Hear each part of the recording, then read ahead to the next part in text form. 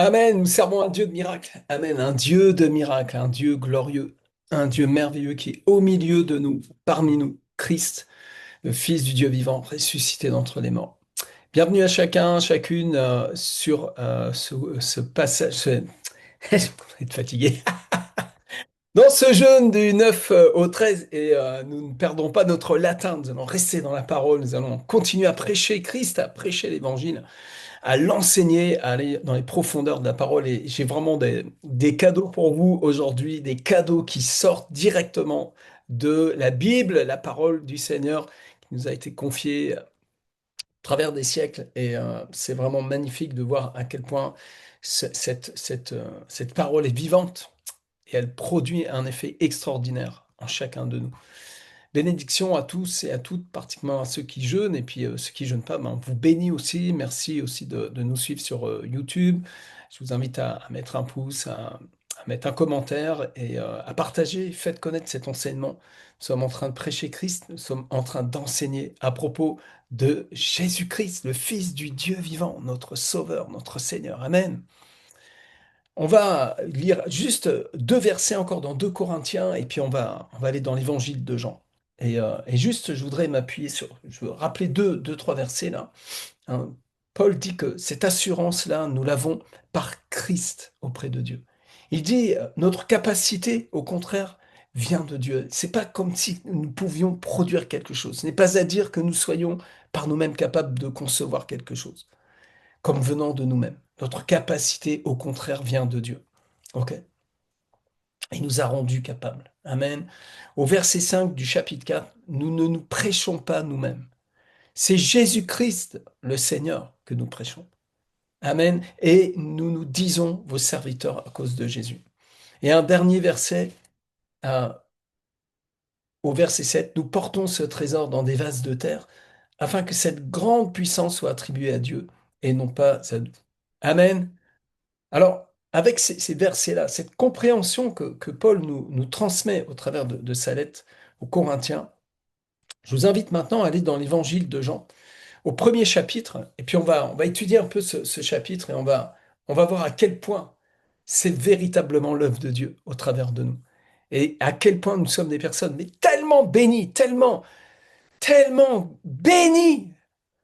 Gloire au Père qui nous a bénis de toutes sortes de bénédictions spirituelles en Christ dans les lieux célestes. Il nous a bénis. Vous êtes une personne bénie. Est-ce que vous le croyez? À partir du moment où tu le crois, c'est le moment où ça se déclenche dans ta vie, littéralement, où tu en prends conscience, où tu en bénéficies, littéralement. Le jour où tu as cru, c'est le moment où tu as signé ton accusé-réception de la bénédiction du Père au travers de Jésus-Christ notre Seigneur, le Fils du Dieu vivant. Et l'évangile de Jean commence avec cette déclaration puissante qui n'en finit pas de nous éblouir, littéralement, quand on commence à se pencher dessus et à le méditer. Au commencement était la parole, et la parole était avec Dieu, et la parole était Dieu. Et nous savons très bien qu'il parle de Christ, du Verbe de Dieu qui s'est fait chair. Elle était au commencement avec Dieu, et toutes choses ont été faites par elle. Et rien de ce qui a été fait n'a été fait sans elle. Ici, j'espère que tu vas commencer à comprendre à quel point ça ne vient pas de toi, que cette œuvre vient de Dieu, que tu es son ouvrage. Amen. Nous sommes une nouvelle création, les choses anciennes sont passées, toutes choses deviennent nouvelles. Il nous a créés, celui qui est en Christ, c'est une nouvelle création. Les choses anciennes sont passées, et ça ne vient pas de vous, ça vient de Dieu. Et ici, on voit qu'il n'y a rien qui a été fait en dehors de sa propre puissance. Amen. Donc, vous avez été créé physiquement, tout ça, etc. Mais ce salut glorieux, cette nouvelle création, eh bien, c'est très clair ici, on le voit, c'est le Verbe. Et on va aller un peu plus loin. Vous allez voir à quel point, en fait, nous sommes identifiés en tant qu'enfants de Dieu. Et c'est très important de comprendre ce que ça veut dire vraiment avant d'aller prêcher, avant d'aller annoncer l'évangile, avant d'enseigner, de comprendre véritablement notre identité en Christ. Ah, je suis chrétien évangélique. C'est pas de ça dont il parle.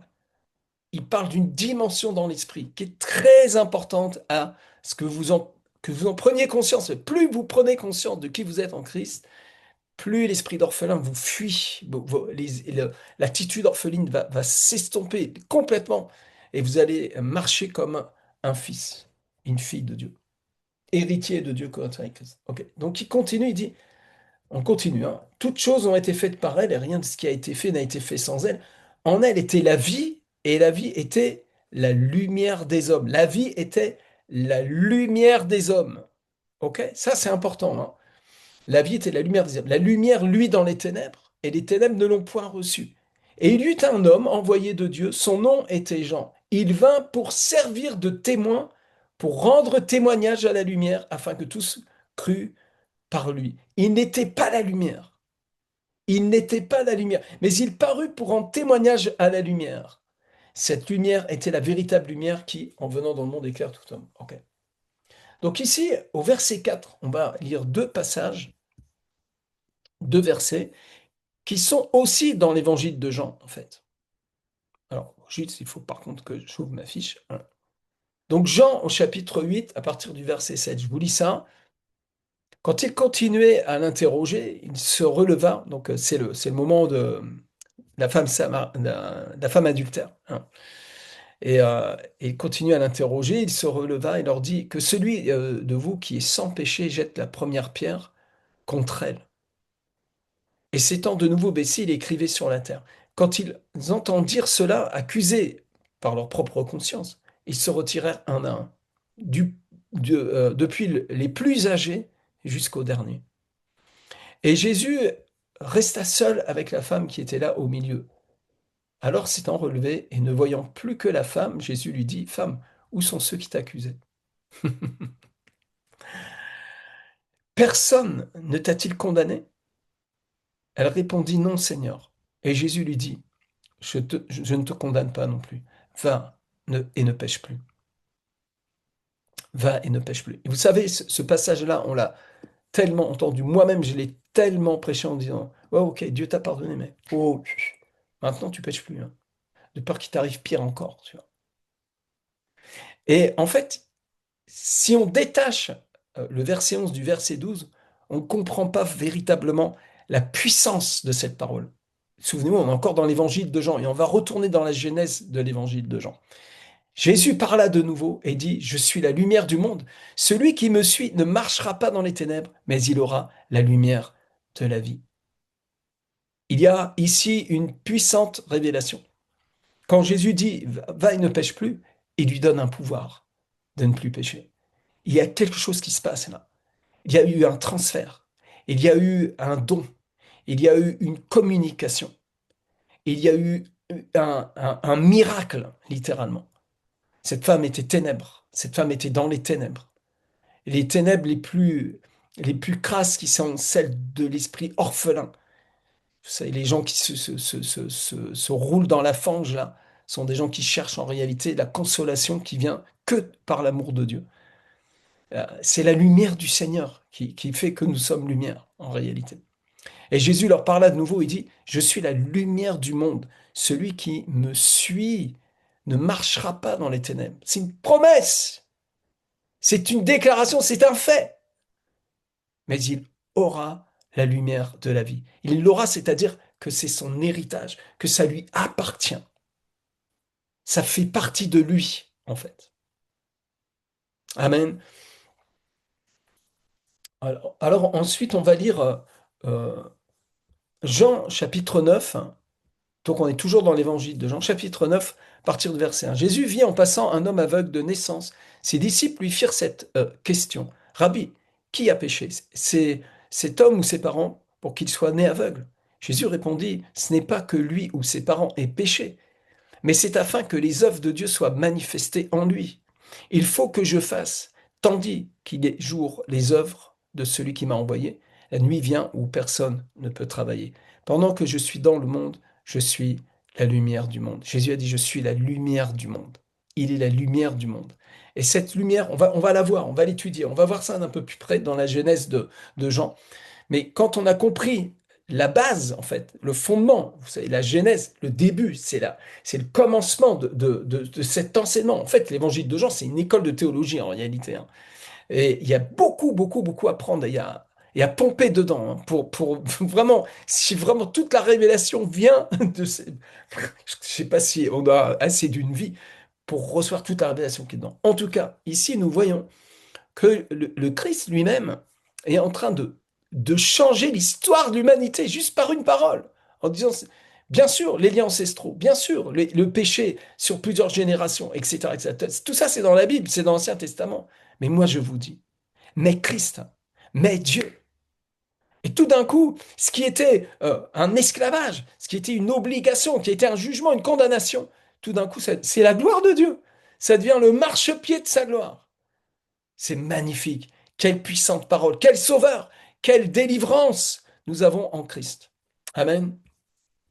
Et donc, il dit que si nous marchons à sa suite, eh bien, nous aurons la lumière. Lui, il est la lumière. Ok. Maintenant, on lit dans Matthieu chapitre 5, verset 14. Et dans un instant, on va retourner, vous allez voir, dans la Genèse de Jean. Et c'est très puissant. Ce que je veux vous partager là, mon Dieu, si ton esprit s'empare de ça, tu vas entrer dans une dimension de communion avec le Seigneur qui peut-être va te troubler même au début. Tellement ça va secouer, en réalité, peut-être une façon de fonctionner avec Dieu qui est un héritage religieux. Et le Seigneur veut te libérer de la religion.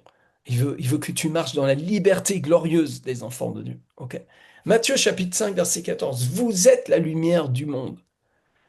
Une ville située sur une montagne ne peut être cachée. Amen. Oh, je vais faire de la lumière. Tu vas voir, Jésus. Je vais faire un jeûne.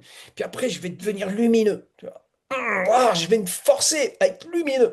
Ça y est, je suis lumière. Tu vois, c'est une fausse pensée religieuse. Je pousse le truc à l'extrême, bien sûr. Peut-être ça vous fait sourire. Mais ce que je suis en train de vous dire, c'est que Jésus nous a dit, nous a identifiés. Il a pas fait de la pensée positive. Vous êtes lumière, vous êtes lumière. Oh, ça va venir. Ah, vas-y, change la pile. Non, il déclare. Et ce que il dit, ça vient. Il dit que la lumière soit et la lumière fut. Il est le Verbe de Dieu par qui toutes choses ont été créées. Et rien de ce qui a été fait n'a été fait sans lui. Et lui, il dit quelque chose. Le Verbe dit quelque chose. Le Verbe créateur dit de toi que tu es lumière. Vous êtes lumière. Vous êtes la lumière du monde. Et c'est très étrange, voyez-vous, que Jean-Baptiste, il est dit de lui qu'il n'était pas la lumière. Jean le Baptiste n'est pas la lumière, mais il a été envoyé pour être témoin de cette véritable lumière. Nous allons le lire. Nous allons le lire. Je lis encore dans 1 Thessaloniciens chapitre 5 au verset 5. Vous êtes tous des enfants de lumière et des enfants du jour. Amen. Vous êtes tous des enfants de lumière. C'est pas des enfants de la lumière seulement, mais des enfants de lumière, des enfants de nature lumière.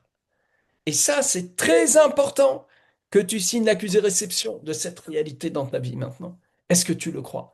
Je veux que quand tu marches dans la rue, quand tu fais tes courses, quand tu pries, quand tu es dans ton pain quotidien, que tu marches comme un enfant de lumière. Que tu bannisses de tes pensées, ton système de pensée, esprit religieux, d'essayer de prouver quelque chose à Dieu, d'essayer d'être une bonne personne devant Dieu, tu vois. Arrête d'essayer d'épater le bon Dieu. Lui, il sait ce qu'il a à faire. Nous sommes son ouvrage. C'est par grâce que vous êtes sauvés. Vous pouvez commencer à vous détendre. Vous pouvez commencer à croire simplement à la parole de Dieu. Croyez en l'évangile de Jésus-Christ. 1 Thessaloniciens 5,5 dit que vous êtes tous enfants de lumière. Et c'est pas vous qui avez créé ça. C'est pas vous qui vous êtes fait lumière. Éphésiens chapitre 5, verset 8. Ce verset, je vous le répète pas mal, depuis pas mal de temps ces derniers temps. Autrefois, vous étiez ténèbres. Maintenant, vous êtes lumière dans le Seigneur. Marchez comme des enfants de lumière. Amen. Donc, on retourne maintenant dans l'évangile de Jean. Et il dit, à propos de Jean, qu'il a été envoyé de Dieu, hein, pour servir de témoin, pour rendre témoignage à la lumière, afin que tous crussent par lui. Il n'était pas la lumière, mais il parut pour rendre témoignage à la lumière. Cette lumière était la véritable lumière qui, en venant dans le monde, éclaire tout homme. Voyez, Jean le Baptiste n'était pas la lumière, mais il a pointé du doigt la lumière. Et il y a une différence entre Jean le Baptiste et les personnes qui sont en train de m'écouter aujourd'hui, si vous êtes enfant de Dieu. Si vous avez Christ dans votre vie, si vous croyez en Jésus-Christ, vous avez foi en Jésus-Christ, vous savez quoi? Premièrement, déjà, vous êtes une personne sauvée pour l'éternité. Parce que Jésus a dit, celui qui croit en moi a la vie éternelle. Vous êtes une personne sauvée. Et ça, c'est pour l'éternité, parce que nul n'arrachera la brebis de ma main. Vous êtes sauvés, vous êtes une personne sauvée. C'est par la foi que nous sommes sauvés. C'est par la grâce de Dieu que nous avons été sauvés, au moyen de la foi. Votre foi vous a été imputée à justice. J'entends pas beaucoup les Amen, les Alléluia, mais c'est la plus grande bonne nouvelle de toute l'éternité, de toute votre existence. Ça fait de vous un multimilliardaire. Vous êtes une personne sauvée par Dieu lui-même, par la grâce. Et c'est très puissant. C'est fondamental. Ça va générer quelque chose en vous. Ça va déclencher beaucoup d'une autre façon de penser. Et vous allez commencer à marcher dans le repos de Dieu, dans la liberté glorieuse enfant de Dieu. Vous allez user d'une grande liberté, puisque c'est par la grâce que nous sommes sauvés. Ça ne veut pas dire que vous faites n'importe quoi. Ça veut dire que la puissance de l'Esprit de Dieu a pris le relais dans votre vie et que de pécheur vous étiez, maintenant vous êtes devenu enfant de lumière et vous marchez comme un enfant de lumière. Et regardez ce qu'il dit de nous maintenant. Il n'était pas la lumière, mais il parut pour rendre témoignage à la lumière. Et en fait, en rendant témoignage à la lumière qui est Christ, Jean le Baptiste rend témoignage à nous-mêmes aussi. Parce que nous sommes lumière. Nous sommes la lumière. Christ a dit que nous sommes la lumière, que nous marchons à sa suite. Eh bien, nous avons reçu la lumière de la vie. Amen. Nous l'avons reçu. Mais de quelle façon nous l'avons reçu? Comment nous l'avons reçu? Vous avez vraiment besoin de prendre conscience de ça. Parce que c'est ontologique, là. Littéralement ontologique. C'est notre nature qui est changée complètement. Il n'était pas la lumière, mais il parut pour rendre témoignage à la lumière, cette lumière était la véritable lumière qui, en venant dans le monde, éclaire tout homme. S'il y a des fausses lumières. Le diable vient comme un ange de lumière. Le diable vient et ses apôtres viennent avec ces faux évangiles. Hein, c'est tout le discours de Paul hein, dans ses lettres à propos de ces faux frères, de ces faux apôtres, ces faux enseignants qui viennent avec un faux évangile, un autre évangile. Et il va dire, ce n'est pas étonnant puisque le diable lui-même se déguise en ange de lumière. Donc il y a des fausses lumières.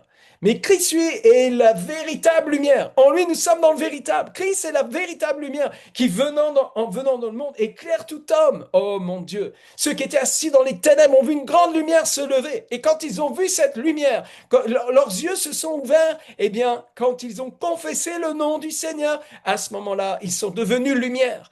Parce que c'est le pouvoir de cette lumière de faire de nous des êtres de lumière. Dès que vous avez cru, vous êtes devenus lumière. Est-ce que vous vous souvenez du jour de votre conversion? C'est ainsi que le Seigneur vous a sauvé. Comme Lazare, mort au tombeau. Depuis 4 jours, il sentait déjà, il entendit la voix de Jésus le réveiller. Lazare sort. Amen. Alors elle était dans le monde, et le monde a été fait par elle. Et le monde ne l'a point connu. Dites-le aux témoins de Jéhovah qui disent que Jésus a été créé par Dieu. Le monde a été fait par elle. Il est le créateur. Au commencement était la parole, et la parole était avec Dieu, et la parole était Dieu. Et il était au commencement avec Dieu. Et toutes choses ont été faites par elle. Et rien de ce qui a été fait n'a été fait sans elle. Et surtout pas mon salut. Surtout pas cette nouvelle création. Surtout pas cette justification. Rien n'a été fait sans lui et surtout pas cette sanctification. Christ m'a sanctifié, justifié par sa venue sur terre. Il s'est fait chair. Dieu a envoyé son Fils dans une chair semblable à la mienne, une chair de péché. Et il a amené cette chair à l'obéissance jusqu'à la mort de la croix. Il s'est fait serviteur, obéissant, esclave jusqu'à la mort de la croix. C'est pourquoi Dieu lui a donné le nom qui est au-dessus de tout nom, le nom du Seigneur par lequel nous sommes sauvés. Quiconque invoquera le nom du Seigneur sera sauvé. Est-ce que vous le croyez? Moi, je le crois aujourd'hui, je le crois vraiment.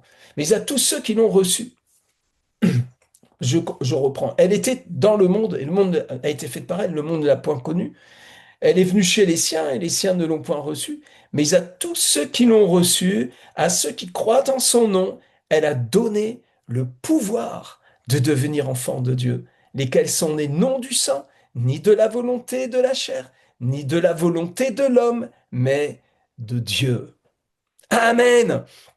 Et la parole a été faite chair, elle habitait parmi nous, plein de grâce et de vérité, et nous avons contemplé sa gloire, une gloire comme la gloire du Fils unique venu du Père. Jean lui a rendu témoignage, et c'est écrit, c'est celui dont j'ai dit, celui qui vient après moi m'a précédé, car il était avant moi, et nous avons tous reçu de sa plénitude, et nous avons tous reçu de sa plénitude, et nous avons tous reçu de sa plénitude. Marque-moi ça dans un endroit, dans les toilettes, je sais pas où là, et nous avons tous reçu de sa plénitude grâce sur grâce, grâce pour grâce, car la loi a été donnée par Moïse. La grâce et la vérité est venue par Jésus-Christ. Alléluia. Nous ne nous prêchons pas nous-mêmes. Nous ne prêchons pas notre capacité religieuse. Nous ne prêchons pas notre moralisme, notre légalisme. Nous prêchons Jésus-Christ, le Fils du Dieu vivant. Personne n'a jamais vu Dieu, le Fils unique, qui est dans le sein du Père, et celui qui l'a fait connaître. Alors ici, nous retournons dans le verset 12 maintenant. Mais à tous ceux qui l'ont reçu, à ceux qui croient en son nom, elle a donné le pouvoir de devenir enfant de Dieu. Le mot pouvoir, si vous allez dans le grec, vous allez voir, c'est le mot exousia, que vous retrouvez dans Luc 10, 19. Voici, je vous ai donné le pouvoir de marcher sur les vipères et les scorpions et sur toute la puissance de l'ennemi. Le mot puissance, c'est dynamis, alors que pouvoir, c'est exousia. Et il y a une différence entre exousia et dynamis. Dynamis, c'est de la puissance manifestée. Voilà, Dieu nous a donné, Jésus nous a donné le pouvoir, c'est-à-dire exousia. Qu'est-ce que c'est exousia? Exousia, c'est en fait, c'est l'autorité. C'est le don de l'autorité. Et il dit que, alors, la notion d'exousia, c'est que, en fait, c'est une autorité déléguée. Dans la pensée grecque, l'exousia, c'est une autorité déléguée. Par exemple, je vous donne l'exemple d'un policier, il est dans la rue, s'il est en pyjama et qu'il se met devant un camion et qu'il essaie de l'arrêter, personne va, il risque de se faire écraser, le monsieur. Mais si il est au bord du trottoir, habillé avec l'habit du policier, représentant l'autorité de l'État, s'il lève la main, le camion va s'arrêter. Normalement. Normalement, il s'arrête. En général, quand vous voyez un policier qui vous fait un geste d'arrêter, vous vous soumettez. Vous êtes en train de goûter à l'exousia. Qu'est-ce que c'est? C'est l'autorité, eh bien, du ministre de l'Intérieur. C'est l'autorité du président de la République. C'est l'autorité du peuple en même temps, parce eh bien, c'est la démocratie. Il a été élu au suffrage universel. Allez voter, messieurs, mesdames. Faites votre devoir. Rendez à César ce qui est à César, à Dieu ce qui est à Dieu. Amen. Je ferme cette parenthèse rapidement. Je parle de l'autorité. Cette autorité maintenant, quand le policier lève la main, est-ce que le ministre est là? Non, il n'est pas là. C'est l'autorité du ministre de l'Intérieur, le ministre avec tout le système, toute l'autorité qui est là, le préfet, tout ça, etc. Cette autorité-là qui se manifeste là, au travers du policier, cette autorité, c'est l'exousia, c'est le pouvoir. Il a le pouvoir de t'arrêter. C'est voilà, c'est une délégation de pouvoir. OK? Mais là, dans le texte, c'est bien plus que ça. C'est plus que ça, mes amis. Là, il nous a donné le pouvoir. Il nous a donné l'exousia, c'est-à-dire que Christ en nous fait un avec nous. Ça va au-delà de juste le pouvoir du nom. Ah, au nom de Jésus. Ah, c'est le pouvoir du nom qui fait que ça se produit. C'est plus que ça, mes amis. Nous avons reçu une nouvelle nature. Nous avons reçu la nature lumière. Nous avons reçu une régénération. Nous avons été régénérés en Christ, mes amis. C'est bien plus que simplement de croire en Jésus et dans le pouvoir de son nom. La révélation que le nom de Jésus est au-dessus de tout nom est magnifique, merveilleuse, et on devrait arrêter de chanter des chants où nous élevons ton nom. Le nom de Jésus, on ne peut pas l'élever, mes amis, il est élevé au plus haut des cieux, c'est le Père lui-même qui a élevé le nom au-dessus de tout nom qui peut être nommé dans ce siècle futur et passé, etc. Enfin, je vous connaissez le passage en Philippiens. Non, non, non, non, non. Il s'agit de plus que ça. Quand Jésus dit, vous prierez en mon nom, c'est-à-dire que nous avons reçu littéralement la faveur du Fils. Nous sommes dans l'exousia de Christ. Père, tu m'exauces toujours. Et tout d'un coup, il y a une révélation qui vient maintenant dans ton cœur que Dieu écoute tes prières parce que tu es son enfant, son Fils. Et d'ailleurs, nous n'avons pas reçu un esprit d'esclavage, de religiosité, de crainte, mais nous avons reçu un esprit d'adoption. Un esprit d'adoption. Et cet esprit d'adoption, c'est l'esprit du Fils en nous qui crie Abba Père. Vous voyez, tout le travail de l'enseignement apostolique est de nous dégager de la religion. C'est la fin de la religion, complètement, complètement, pour entrer dans une profonde relation et un repos en Christ, un repos dans la gloire de Dieu. C'est très, très fort. Dieu a pourvu. Dieu a pourvu au sacrifice d'Abraham. Et vraiment, honnêtement, aujourd'hui, je crois ça, que Dieu a parlé à Abraham de cette façon-là parce que c'était un gros païen. On faisait des sacrifices humains à l'époque. C'était fou, fou. Alors Dieu est venu dans cette mentalité. Il s'est fait chair jusque dans notre péché, le pire péché, celui de l'infanticide, pour détruire littéralement cet esprit orphelin qui est venu posséder le cœur d'Adam et Ève. Nous ne sommes plus possédés par l'esprit orphelin qui a possédé par mensonge à propos de Dieu lui-même et de l'identité d'Adam et Ève. Ils étaient lumière. Ils ont perdu cette lumière à cause du péché. Mais Christ est venu se faire chair pour nous ramener à la maison. Et par la nouvelle création, par la nouvelle naissance, eh bien, il nous a régénérés pour l'éternité. Mais à tous ceux qui l'ont reçu, à ceux qui croient en son nom, elle a donné le pouvoir de devenir enfants de Dieu, lesquels sont nés, non du sang. Donc, ce n'est pas des affaires du sang, non de la volonté de la chair, là, des choses charnelles. Non, non plus de la volonté de l'homme. Ça vient pas, c'est pas une volonté de l'homme. C'est fait exprès que c'est écrit. On a bien compris, la chair, le sang, c'est l'homme, c'est la volonté de l'homme, c'est les choses de l'homme. Non, non, il nous parle d'autre chose. Ça se traduit par ce mot théologique, monergisme. Il est en train de nous dire que c'est Dieu lui-même qui est à l'œuvre. Et ça, c'est extraordinaire, mes amis. C'est la fin de la religion. Je suis ce que la Bible dit que je suis. Parce que je suis ce que Dieu a dit que je suis. Amen. Et la parole a été faite chair et elle a habité parmi nous, pleine de grâce et de vérité. Et nous avons contemplé sa gloire, une gloire comme la gloire du Fils unique venu du Père. Jean lui rend témoignage. Et c'est écrit, et c'est écrié, c'est écrié. C'est celui dont j'ai dit, celui-ci, celui qui vient après moi, m'a précédé, car il était avant moi. Révélation de Christ. Il est celui qui était, qui est, qui vient. Il est le même hier, aujourd'hui, éternellement. Il est celui-là même qui nous a donné le pouvoir d'être enfant de Dieu. Amen. L'exousia, si tu as bien compris, en fait, tu en es en possession, littéralement. Tu as reçu cette autorité, ce pouvoir. Voici, je vous ai donné le pouvoir de devenir enfant de Dieu. Je vous ai donné le pouvoir de marcher sur les vipères et les scorpions. Je n'ai pas besoin de faire un effort pour ça. C'est ma nature. Je suis né de nouveau pour l'éternité. Que Dieu vous bénisse, qu'il vous encourage. Continuez à persévérer dans le jeûne et la prière. Ça veut dire de prendre du temps, voilà, de se déconnecter un petit peu des bruits du monde. Pas complètement non plus. Mais, enfin, vous faites comme vous voulez. Vous êtes vraiment on vous a jeté en liberté sur terre, hein. Mais soyez, eh bien, répondants de l'amour de Dieu. Nous l'avons aimé parce qu'il nous a aimés le premier, n'est-ce pas? Puisque nous sommes enfants de lumière, alors nous marchons comme des enfants de lumière et on renonce à la vaine manière de vivre de nos pères, n'est-ce pas? Et nous marchons, eh bien, avec cette certitude que nous brillons au cœur des ténèbres, parce que la lumière, elle brille au cœur des ténèbres. Et ne vous inquiétez pas de ceux qui ne vous reçoivent pas quand vous leur témoignez de l'amour de Dieu. C'est que les ténèbres ne reçoivent pas la lumière.